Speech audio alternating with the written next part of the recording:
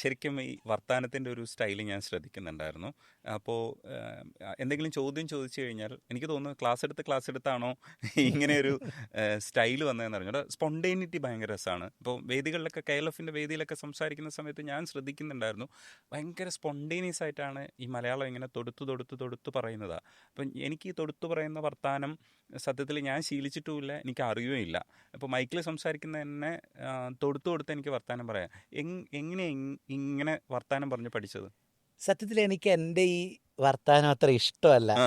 ഞാൻ ഇങ്ങനെ സംസാരിക്കാൻ ആഗ്രഹിക്കുന്ന ആളുമല്ല. എനിക്ക് കുറച്ചുകൂടെ നമ്മൾ ഈ ഭാഷ സംസാരിക്കുമ്പോൾ ആളുകൾക്ക് ഇത് ജെനുവിൻ ആണോ ഈ ഉം, സംസാരം, ഉം, ഇയാൾ ഭയങ്കര ആർട്ടിഫിഷ്യലായി സംസാരിക്കുകയാണോ എന്നൊക്കെ തോന്നും. പക്ഷേ അറിയാതെ അങ്ങനെ അങ്ങ് സംഭവിക്കുന്നതാണ്. ഉം. അറിയാതെ സംസാരിച്ചു പോകുന്ന ഈ സംസാരം സത്യത്തിൽ എനിക്ക് ഇഷ്ടമല്ല. എനിക്ക് കുറച്ചുകൂടെ ഞാൻ നിത്യജീവിതത്തിൽ സംസാരിക്കുന്ന പോലെ ഒന്ന് കലപില സംസാരിക്കണം എന്നൊക്കെയുള്ള ആഗ്രഹം എനിക്കുണ്ട്. പക്ഷേ ശീലം കൊണ്ടാവാം അത്. ക്ലാസ്സിനകത്ത് കുഞ്ഞുങ്ങളോട് സംസാരിച്ച ഭാഷയാവാം, അല്ലെങ്കിൽ നമ്മളൊക്കെ പല കാലങ്ങളിൽ പലയിടങ്ങളിൽ സംസാരിച്ചും ഒക്കെ ശീലിച്ച ശീലത്തിൻ്റെ പ്രശ്നമാവാം. അതിൻ്റെ തുടർച്ചയിൽ ഈ ലാംഗ്വേജ് എന്നെ വിട്ടുപോകാതെ ഇങ്ങനെ അങ്ങ് കിടന്നുപോയി.